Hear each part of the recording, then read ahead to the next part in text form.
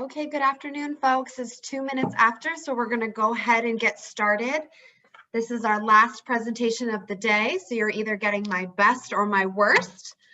Thank you all for your time, for being here. I especially want to thank our associations. I see we have a couple of our key association folks on this presentation, and I just want to thank them so much for all that they do and everything they've put out to help us make these full sessions possible.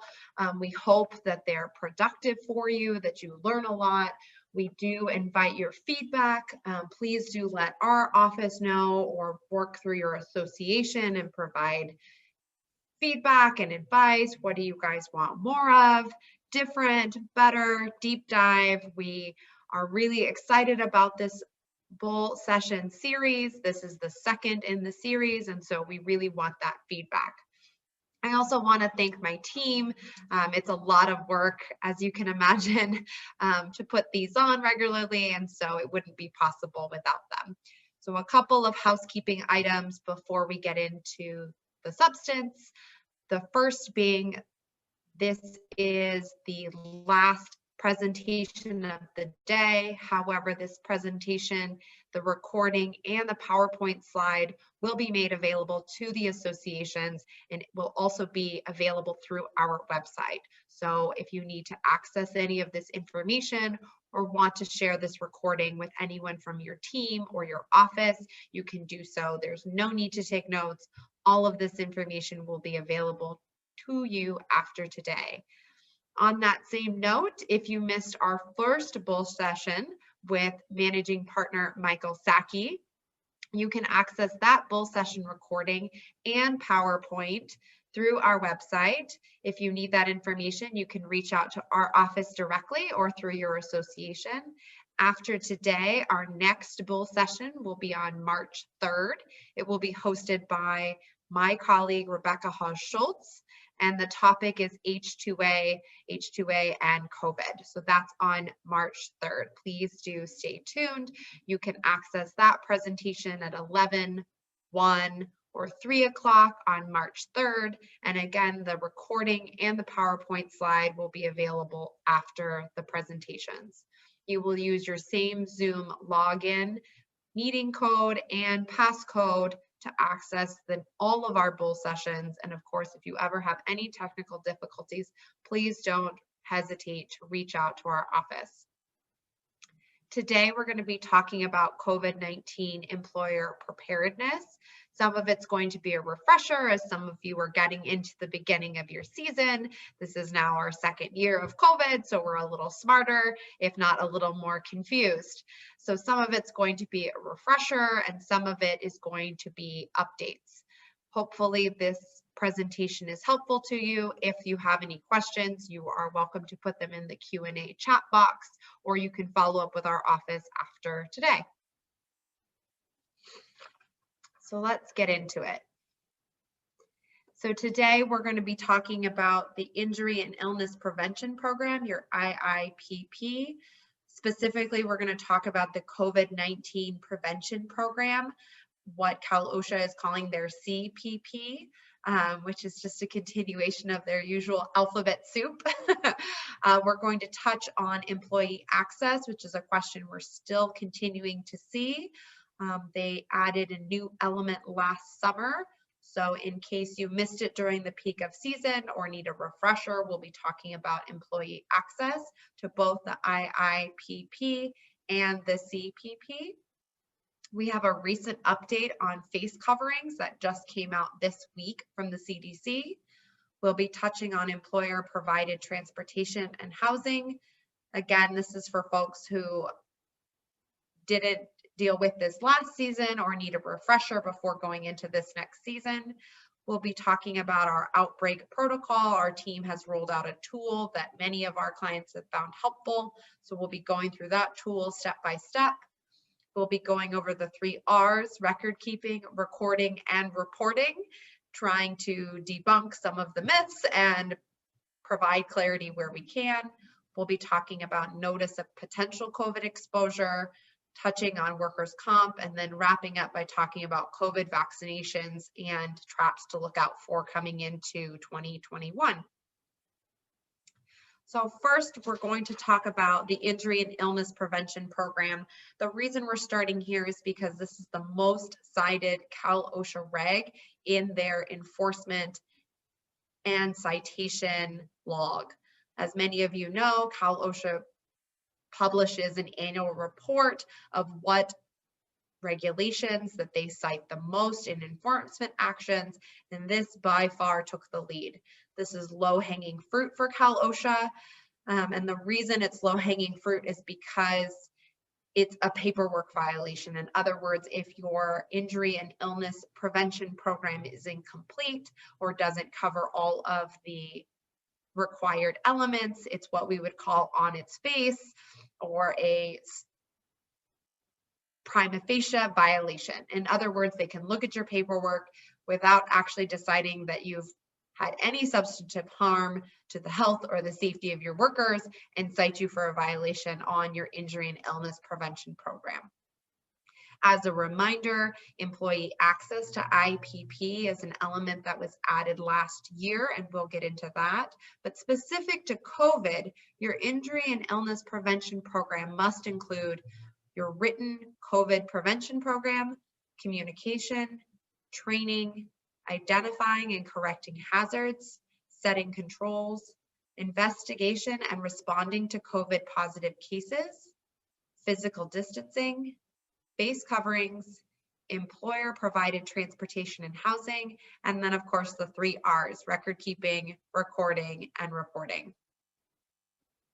One quick note, just last week, Cal OSHA announced in its public hearing that although there is 2 current lawsuits against Cal OSHA regarding their emergency temporary standards, the agency's position is that they will continue to enforce its emergency temporary standards through this regulation for injury and illness prevention program, even if the court puts in an order to enjoin or stop the rollout of the emergency temporary standards. In other words, the agency has made it clear that they are going to continue to enforce and uphold these standards, and they're just going to put it under the umbrella of the injury and illness prevention program if they cannot continue to use their emergency temporary standards. So that's just a little insight that we received during their public hearing. Okay, diving into COVID specific prevention program, what they have called their CPP. So they issued a model COVID prevention program in November 2020, shortly after the Cal OSHA board passed the emergency temporary standards. Cal OSHA has reported and promised repeatedly that the COVID prevention program will be translated and available in Spanish. That has not yet happened. There are a number of wonderful organizations and associations that have made the model COVID-19 prevention program available in Spanish and other languages. Even though it's not provided by Cal OSHA in any other language besides English, the emergency temporary standards do require that you provide the program to your employees in their best language. The model COVID prevention program does include all of the elements that are required by the code and the emergency temporary standards. Cal OSHA has repeatedly defaulted to citing employers for failure to establish, implement, and maintain an effective injury and illness prevention program. So what's the message here? What does that mean? What it means is use the Cal OSHA model. They have put together this model very intentionally and very detailed. So your best shield against Cal OSHA is to just use their own tool. The model prevention program is available online. It's in a Microsoft Word. It's in a fillable, manipulable format. You can fill it out. You can convert it to PDF. You can email it to folks. And they made that available for you to use. Of course, our counsel to management is that you need to keep in mind this is a template, not a complete document. So you will need to fill in the gaps. What you're looking at the bottom of your screen is a snapshot from the top of the model COVID-19 prevention program. And you'll see there in bold red brackets what the model program needs you, the company, to fill out. Just a quick tale from the trenches. I was recently doing an on-site visit a couple weeks ago, and the company had a hard copy of the model COVID-19 prevention program printed. It was visible. They had their safety program. The whole packet was there, not filled out. It was literally just a download and print from the website. Fortunately, it was me and not a Cal OSHA investigator who would almost certainly not find that to be compliant because it was missing the company-specific details. So while we recommend that you use the model, you want to keep in mind that this is a template. So if you need to have it in Spanish or some other language for your employees, you want to make sure that that's available. And you also need to make sure that your company's specific policies and practices and information is updated and included. Moving right along, employee access. So this is still something that's been coming up for us, or we're seeing as we move into the new year. This is a requirement that they added effective July 1st of 2020. So although it's not new, many of our employers either missed it in peak or now getting into the new season need to be thinking about looking at their IIPP. If you have not updated and reviewed your IIPP in the last 6 months, then you should be doing that now. Cal OSHA has provided some sample language on what employee access means. And essentially it's one of these two methods. Employee access requires 1, provide access to the written IIPP in a reasonable time, place, and manner, but in no event later than 5 business days after you have received a request for access.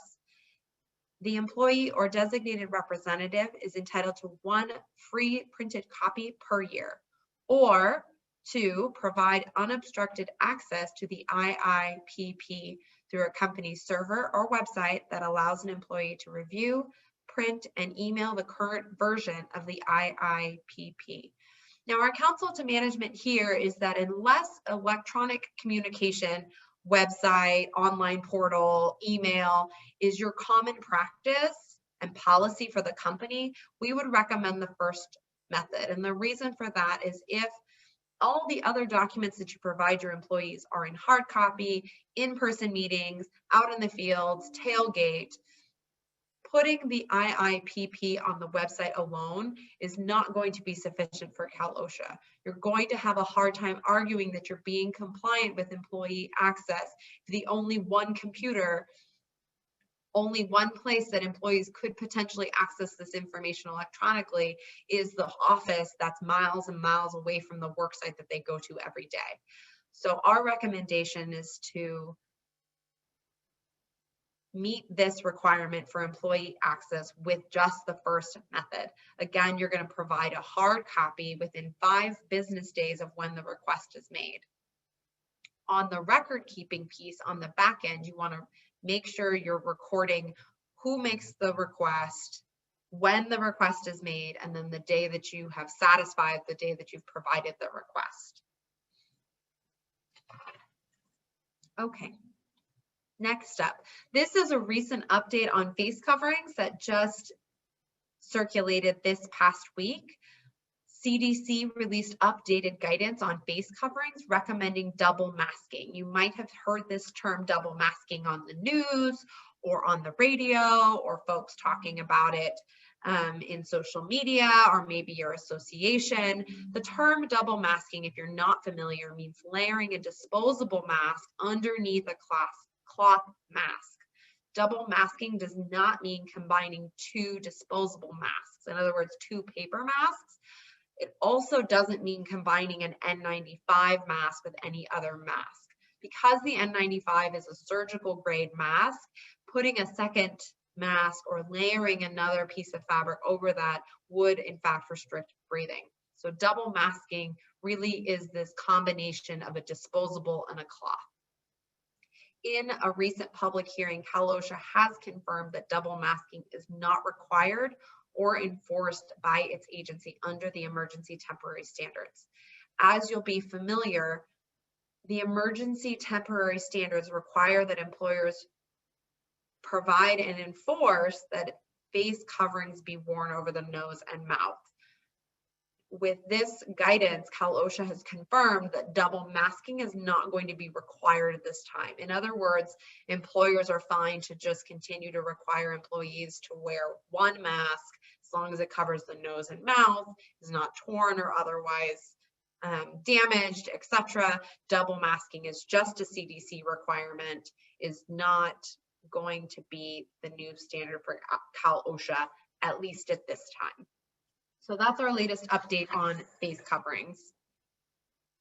You will see here, CDC has released a new visual on face masks. They recommend that you choose a mask with a nose wire, the nose wire being a metal strip that is attached to the top of the mask that sits on the bridge of the nose.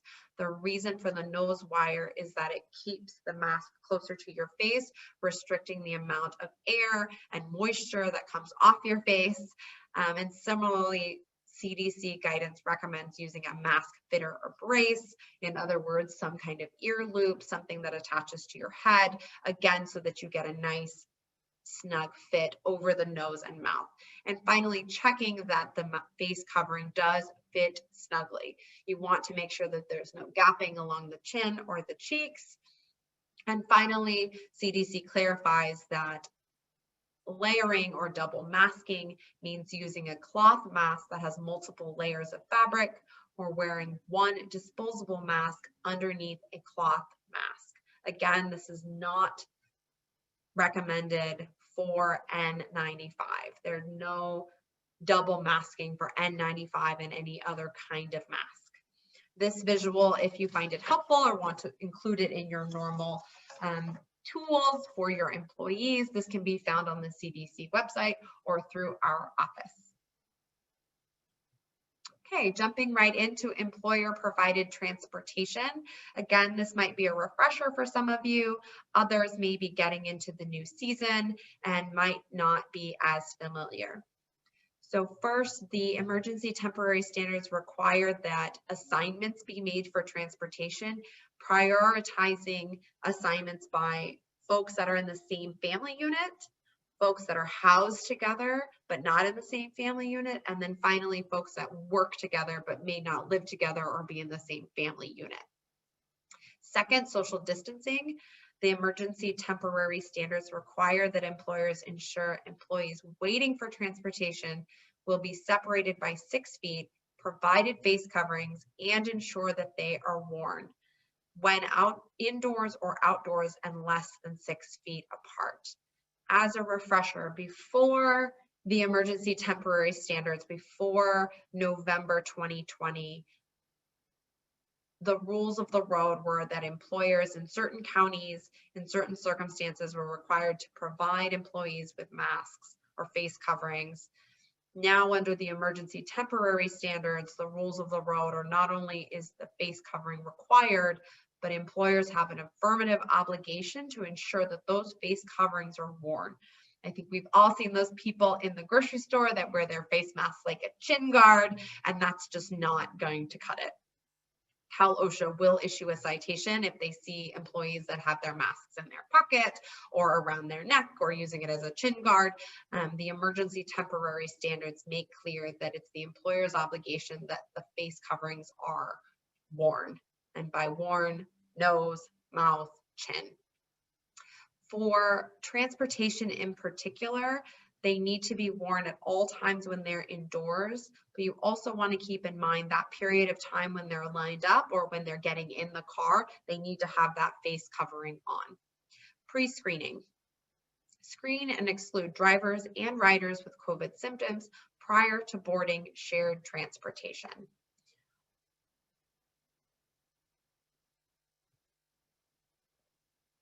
Here, you may have a situation where certain employees are not utilizing your employer provided transportation. So you're actually doing pre-screening for those folks at the work site. And then for your folks that you are providing transportation, you're doing the pre-screening before they get in the van or before they get on the bus. One note that we have seen a lot of is keeping in mind that this time while folks are doing additional pre-screening, meaning they're getting their temperature checked, they're doing maybe a verbal interview on whether or not they have symptoms, have been exposed, have been tested, etc. You want to keep in mind that if you're requiring pre-screening, temperature checks, any of those extra precautions before they come onto the work site, that can be considered on the clock time because it's for the benefit of the company. In other words, where the company is requiring these pre-screening steps before entering the work site, before starting the work day, you want to be mindful that there may be wage and hour issues for on the clock compensable time, non-productive time. Separation inside the vehicle. The emergency temporary standards require that employers ensure employees inside the vehicle are at least 3 feet of separation in all directions between operator and passengers. Previously, before the emergency temporary standards, plastic guards were considered, additional spacing, rotation, etc. Now, under the emergency temporary standards, Cal OSHA has made clear plastic shields, face shields, separators, that's just not going to cut it. You have to have 3 feet of separation between the driver and between all of the passengers in every direction. Here again, face coverings are no longer a maybe, they are a must. Passengers and operators are provided and wear a face covering inside the vehicle. And finally, cleaning and disinfecting practices. Disinfect and clean all high contact surfaces before each trip and between different drivers, and provide sanitizing materials for cleaning contact surfaces such as windows, doors, seat belts, handles, etc. And finally, ultimate rule of thumb, if it isn't written down, it didn't happen. It's critical that whoever is doing your cleaning is also maintaining a cleaning schedule record for each vehicle. Just treat them like you would treat your bathrooms. You want to maintain regular records showing this is what cleaning supplies are stocked in each van or each truck. This person is in charge of stocking them in the morning. This is the person that wipes everything down between each drive, etc. It's really critical to have those written records. We unfortunately have many cases where we have companies that are more than compliant and we can't prove it. Okay, employer provided housing. In a similar vein to prioritizing transportation assignments, Cal OSHA emergency temporary standards require prioritization for housing units as well. Employers are required to maintain at least 6 feet of distancing in housing and in common areas. So your kitchen, your living room, etc. Bunk beds shall not be used. Face coverings are required for all residents with information on how they should be used in accordance with state or local health orders. There's a lot of great resources out there, posters, videos, paper handouts, and available in a lot of languages, good visuals on what is an appropriate face covering, how to wash a face covering, how to remove and put on a face covering. If you aren't sure where to look for these resources, please reach out to our office. You want to be able, again, to show Cal OSHA or any investigating agency how compliant your company is. So for posters or handouts, you always want to be taking pictures or keeping copies of anything that you're giving out to the residents. These last 4 bullets are just reminders. Again, these are things that are almost certainly already in practice, but as you get into the new season and the new year, you want to keep in mind that you should be continuing your training, reminding your supervisors, your mayordomos, your home residents what the rules of the road are. So already in practice, encourage residents to report COVID-19 symptoms, disinfect and clean at least once daily, ensure that dishes and utensils are not shared, isolate COVID exposed residents from others, Isolate COVID cases from all other non-COVID residents by providing them a separate bathroom, sleeping area, and eating or cooking facility. And I will just add, you also want to keep in mind, what are the logistics for laundry? Are they using the laundry, a separate laundry unit? Are they having laundry sent out? What's the laundry situation? Okay. Here we go, outbreak protocol. So this is a tool that our team put together. Some employers have found it really helpful. This is a great place to start in terms of a quick, easy to remember checklist. So hopefully this will be another place that you can make sure that you're ticking all of the boxes when there are so many things to do. So anticipate and plan for an outbreak before it happens. First, open the phone book. Figure out who your county health officials are today. Do not wait until you need to call county health to figure out who those designated representatives are. Now is the time to build those partnerships, to reach out so that you have a good idea of who's who in the zoo before you need them. 2, understand and update regularly the COVID testing options in your area. This is a great example of where your association can be so critical in helping you weed through the volume of information that is online. Often by the time something is posted, it is already outdated. So this is a great place to really utilize your membership and your association to confirm that you have up-to-date hours of operation, testing fees, limits on the number of appointments they take a day, different COVID testing geographic areas, mobile clinics, etc. 3rd, track confirmed COVID cases, including when the employee was tested, symptoms, and hospitalizations, if any. The model Cal OSHA COVID prevention program includes a chart. Don't reinvent the wheel here. Use the tools they've already provided you. This is absolutely a great example of you're not alone. There are tools and models and samples, so use them. Make sure that you've got a good working checklist of all of the questions you're going to ask that employee when you inevitably get that call that says, I tested positive, my wife tested positive, now what? When we get into record keeping, recording, and reporting, you're going to see how critical it is that you know when your employee was tested, if they had symptoms or not, and the circumstances of their hospitalization, if any. Those are the key facts that you're going to need to decide whether or not this is a recordable event, incident, reportable incident, etc.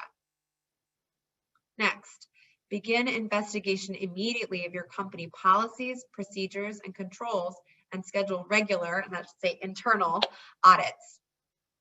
Don't wait until you already have an outbreak to begin your investigation. The Cal OSHA emergency temporary standards require that you conduct investigation and checks on your internal controls and prevention for COVID-19 ongoing. An outbreak is not a triggering event for investigation. You need to be conducting regular internal audits now. Next, run the clock. Cal OSHA, Workers' Comp, and AB 685 all have hard deadlines that are really easy to miss. The difference between calendar days, business days, 8 hours, as soon as possible, it's really easy to miss a deadline if you're not keeping track of the clock. So run the clock. It's just a critical reminder that you want to have a checklist, a chart, whatever your team, whatever works best for your team to make sure everybody is clear on when things are due, what events trigger a deadline. Next, exclude employees as needed and pay wages and benefits as directed by the emergency temporary standards. This is a moving target. As we all know, the California Emergency Supplemental Paid Leave, or California COVID leave, expired at the end of December. Families First Coronavirus Response Act, the FFCRA, the federal version of our California COVID leave, is no longer mandatory. However, there are many employers that are still opting in with the tax break on the back end. Certain counties, Sonoma County, for example, just passed a county-wide ordinance on paid sick leave. So you want to be mindful of what paid leave options you are obligated to provide your employees and what options they have out there. Under the emergency temporary standards, you are required to provide full wages and benefits if you are excluding an employee following a multiple or major outbreak. Next, assign duties ahead of time to your management team on the outbreak protocol, including AB 685 notices, phone tree for excluded employees, and paid sick leave. What are we talking about here? We're talking about knowing who's going to do what. In other words, when you find out that an employee tests positive, who is the person that's going to be in charge of notice? Who is the person that is in charge of wages and benefits for COVID? Who is the person that's in charge of talking to county public health? For some companies, that's all the same person. For other companies, that's 4 different people. So making sure that you've got an assignment of duties ahead of time. Don't wait until you have an outbreak to realize that your safety coordinator is on vacation or that you don't have a good working cell phone number for all of your supervisors. And the same goes for your phone tree. The beginning of the season is a great time to make sure that you have good contact information for your employees. This is especially true for your returning employees. Those are going to be the employees that oftentimes fill out your onboarding paperwork, they put their employee ID, and they just slide on through because they've been through it before.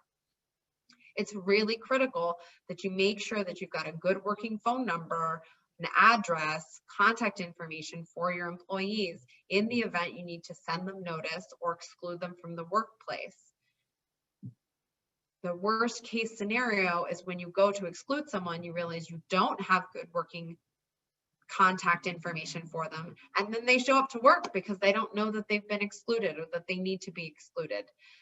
There's a number of great apps that we've seen come up in the past few months that employers have used to send out a text. They can send out a company-wide text that says, this is a message from your employer. We want to confirm your best contact information. This is what we have for you, or please fill out this brief survey. And we've found those to be very successful and easy. And also is a great way to digitize all of your contact information. So in the event you do need to send out a notice, you can do that with all of your information already saved to the computer. And finally, keep records of each step your team takes on the outbreak protocol. I'm going to sound like a broken record on this because if it's not written down, it didn't happen. It's very difficult during peak. It's very difficult during an outbreak to keep records contemporaneously. The reality is that even if you do everything right, if you come to your legal team and I don't have proof you did everything right, then it's going to be really hard to communicate that to the agency. You don't want to have to go through old text messages or your phone log to figure out what time you called county public health or what number you called county public health. Record keeping can be something as simple as the notes app in your phone. There's a ton of notes options, document sharing apps on our phones now. Oftentimes I will be out in the field and I'll make notes in real time and it's time stamped. And then when I get back to the office, I can convert it to something more permanent. But really, as much as possible, you want to try to keep a contemporaneous record of what's going on, who's doing what, so that later you can show that you have met all of the emergency temporary standards requirements. Okay, moving right along. The 3 R's, this is probably where most of our questions come from: record keeping, recording, and reporting. If you have any questions as I go through, please stop me. Record keeping. Under the emergency standards, the company must track all COVID cases: employee name, contact information, occupation, location where the employee worked, the date of the last day at the workplace, and the date of the positive COVID test. Now that last one can be confusing because the employee will call you and say, I tested positive for COVID, but they found out they tested positive for COVID on Monday, and they actually tested for COVID last Friday. and they're calling you today on Wednesday. So the date that's critical for record keeping is the date that they were tested, not the date they found out they had COVID, not the date that they called you or texted or stopped by the office, God forbid. It's the day that they were tested. So in the example I just gave, the date of the positive COVID test would have been last Friday. Recording. The company must record COVID-19 illness or fatality on the log 300 when it's a fatality or an illness defined as days away from work, restricted work or transfer to another job, medical treatment beyond first aid, or loss of consciousness. Cal OSHA has issued FAQs clarifying that days away from work does not mean quarantine only. It's days where you would not be able to work. So if you have someone who's just at home and they're under quarantine, that is not a day away from work for a recordable incident on the log 300. And of course, it also needs to be work-related event or exposure in the workplace caused or contributed to the fatality or illness. Third, reporting.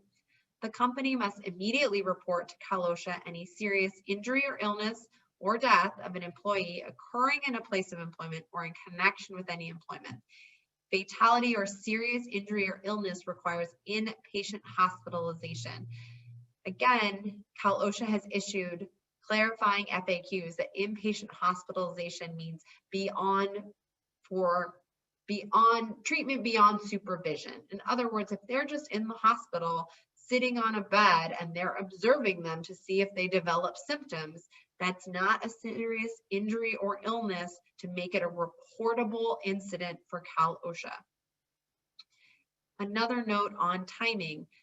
Reporting requires immediate reporting as soon as practically possible, but not longer than 8 hours after the employer knows or with diligent inquiry would have known. Here again, we're going back to our run the clock, Cal OSHA. You've only got 8 hours after you knew or should have known. And this ties right back into our hospitalization, right? So you need to be asking those critical questions about whether or not your employee was hospitalized so that you can run the clock and make the determination whether this is a reportable incident. Okay, let's jump into some FAQs. Does an employee have the right to access OSHA Form 300 and 301? Yes.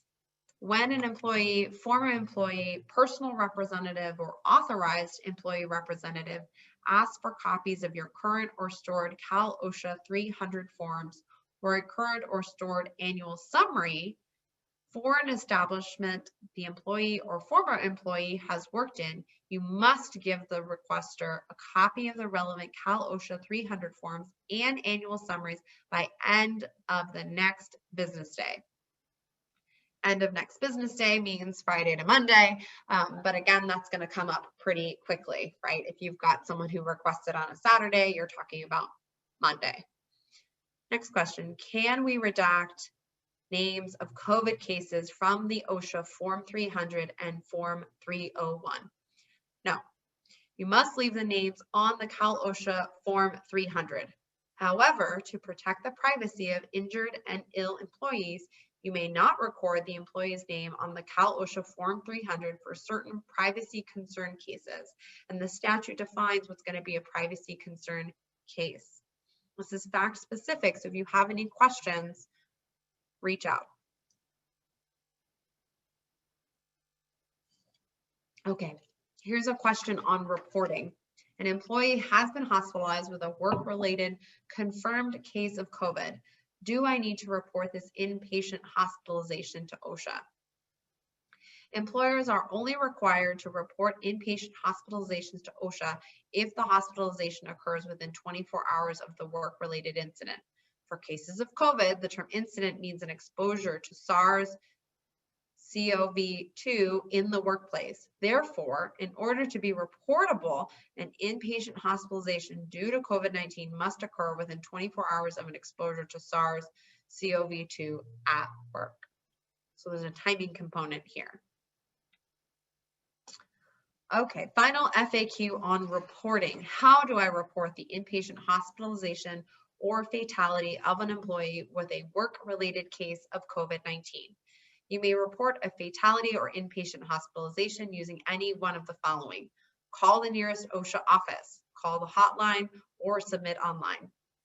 When you call or submit online, you want to be prepared to supply the following information: business name of employees affected, location and time of the incident, brief description, and contact person and phone number so that OSHA may follow up with you, unless of course you wish to report anonymously. Okay, notice of potential exposure. So notice of a potential exposure has two pieces. It has the emergency temporary standards issued by Cal OSHA and AB 685, which became effective January 1st of this year. So this is a great example of how fast compliance for employers in California moves. The model COVID prevention program that Cal OSHA issued back in November is already out of date in that it doesn't include AB 685 because that was not effective until January. So you want to be careful of this trap that your COVID prevention plan is not all-inclusive and does not match where we are with the law. The law is surprisingly moving a lot faster than the agencies can keep up with. So here's where we are. Cal OSHA Emergency Temporary Standards. The emergency COVID regulations mandate the company give notice of a potential COVID exposure within 1 business day to all employees and independent contractors and other employers present at the workplace. AB 685, in contrast, mandates notice to all employees and employers of subcontracted employees. So what's our counsel to management here? Put simply, the emergency temporary standards mandate that the company disclose a potential exposure to other individuals not included in AB 685. In other words, the emergency temporary standards is a bigger umbrella of people you have to provide notice to than AB 685. Emergency temporary standards are still the rules of the road right now. So you need to be following this larger umbrella. Don't get misled by AB 685's language that says, I provide notice to all my employees and employers of subcontracted employees.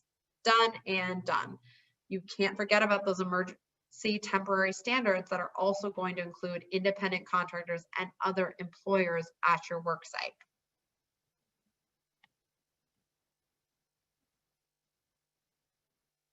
Not only did AB 685 weigh in on notice of potential COVID exposure, it also provided ammunition to Cal OSHA. And it did that in 2 ways. First is orders prohibiting use. Under AB 685, Cal OSHA can issue an order prohibiting use to shut down an entire worksite or a specific worksite area that exposes employees to an imminent hazard related to COVID-19. AB 685 also gave Cal OSHA ammunition to issue citations for serious violations related to COVID-19 without giving employers 15 days notice before issuance. Keep in mind, Cal OSHA's emergency temporary standards are set to expire this October 2020. However, under AB 685, this law has given Cal OSHA this additional ammunition that we've got to deal with until at least January 1st, 2023. We've got a much longer runway on this particular piece of AB 685. Okay, skimming through workers' comp. If you've been following this issue at all, you'll remember back in the first wave of COVID 2020, California Governor Newsom passed an executive order that it created a presumption that a COVID-19 case was work-related for purposes of workers' comp. That executive order then sunsetted, and since then the California legislature, in their wisdom as grace, has passed a law that's codified or permanently made a fixture this workers' comp presumption for COVID-19. That was SB 1159. 1159 did a lot for California employers in terms of your obligations. This slide is meant to highlight some of those key pieces that we've seen come up again and again. Again, this is not all inclusive, so you want to make sure that you're staying in touch with your council and your workers' comp carrier so that you're meeting all of your obligations under SB 1159. First, employers should make sure they are properly following state and local health guidelines regarding COVID-19. Employers should make sure to properly record all employee information in case they need to report it to their workers' comp carrier. Once an employer is aware that an employee has tested positive for COVID-19, the employer must report this information to its workers' comp carrier. Depending on the employer's size, the employer should be aware that they may need to provide workers' comp to infected employees. And finally, regarding this presumption, employers should have evidence of any measure they have taken to reduce potential transmission of COVID-19 in the workplace. Again, this goes back to that initial outbreak cheat sheet that we want to be doing investigation immediately of your policies, procedures, controls, and scheduling regular audits. That's what we're talking about over here. Evidence of your measures that you've taken to reduce potential transmission. That's going to include all of your investigations, your audits, the controls you've implemented, etc. Okay, to muddy the water, reporting. Reporting to workers' comp. This cannot be confused with Cal OSHA reporting requirements, which we went through, the 3 R's, recording, reporting, and record keeping, or AB 685, which has to do with notice of potential COVID exposure. So SB 1159 requires employers who know or reasonably should know that an employee has tested positive for COVID-19 to report within 3 business days specific information to their workers' comp carrier. This information includes an employee who has tested positive, the date that the employee tests positive.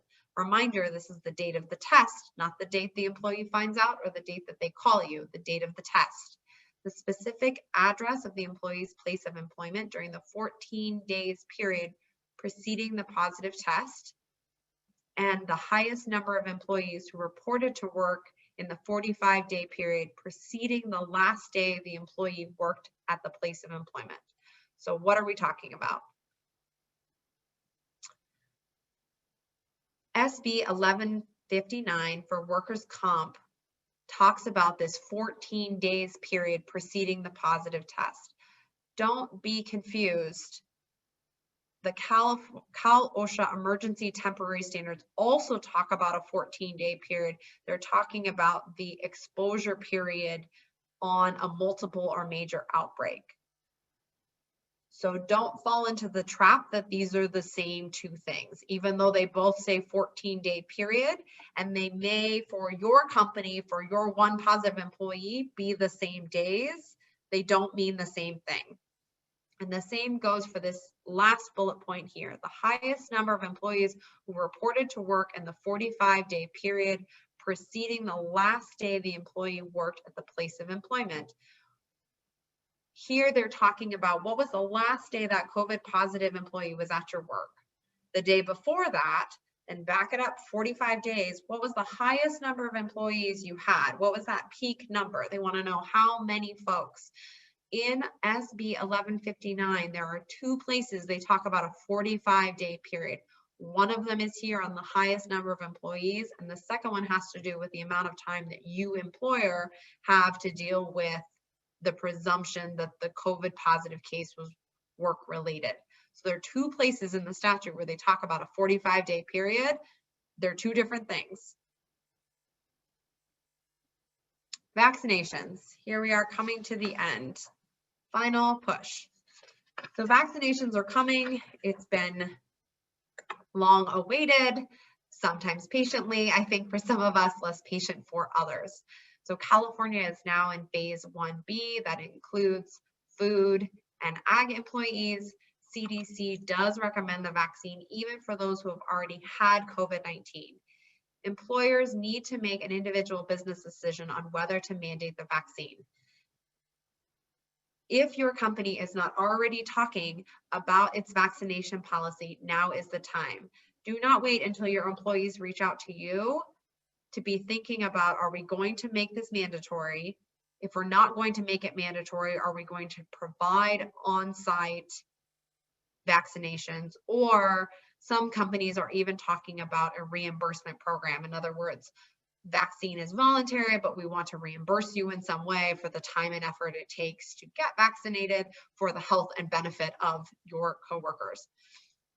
All of those policies, all of those choices can have implications or consequences for wage and hour. In other words, you're on the clock time, their non-productive time, overtime, time that they're spent under the employer's control.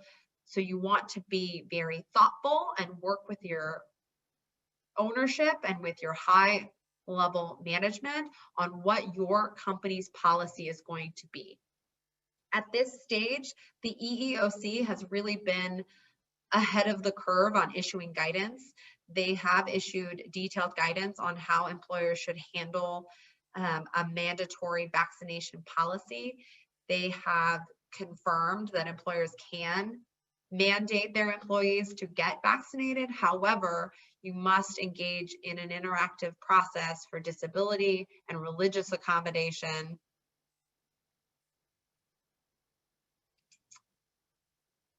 If there is someone who requests it, or if someone who needs that.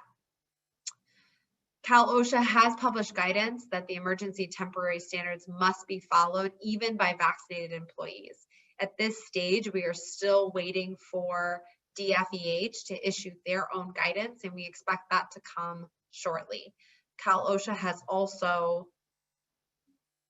stated that they're going to issue further guidance, and so we expect that to come shortly.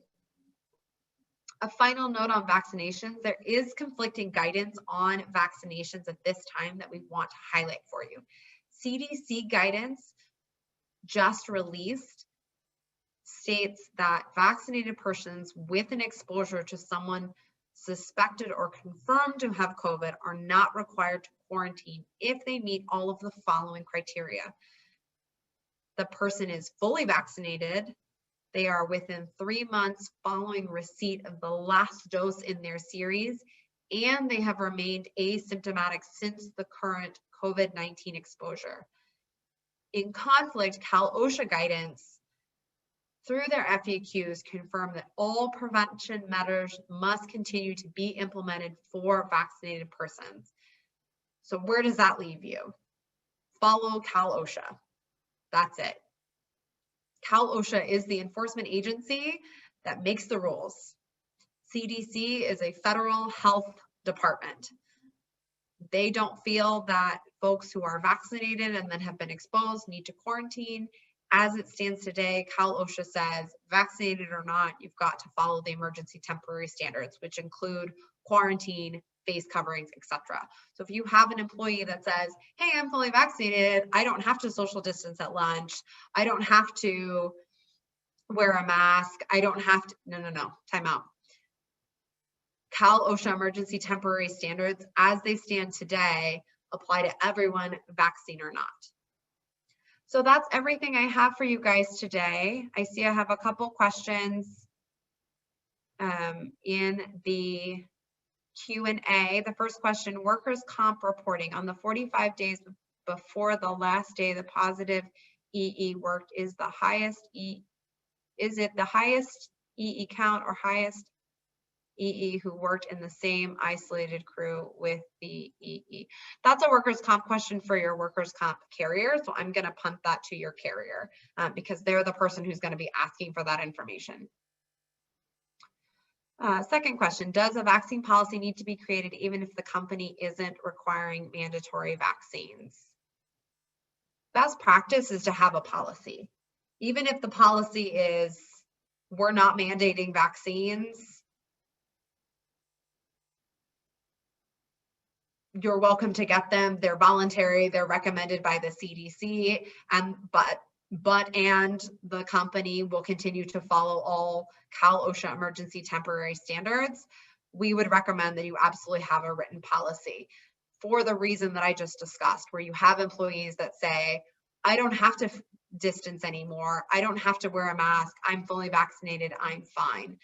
Under the emergency temporary standards, you, the employer, are still going to be held to the same standard that your employees wear their face mask, follow all the protocols. So even if you're not mandating vaccines, this is a great opportunity to issue a policy making it clear that these are still the rules of the road, and this is what the company, is going to continue to require of your own employees. I hope that answered your questions. If you have other questions, I see we're getting close on time here. If there are other questions or concerns, you can always reach out to our office. Again, this recording will be made available to you with the PowerPoint slides through your association and through our website. If you have any other questions or feedback, please reach out to us. It's been a pleasure to talk to you. Stay safe and well.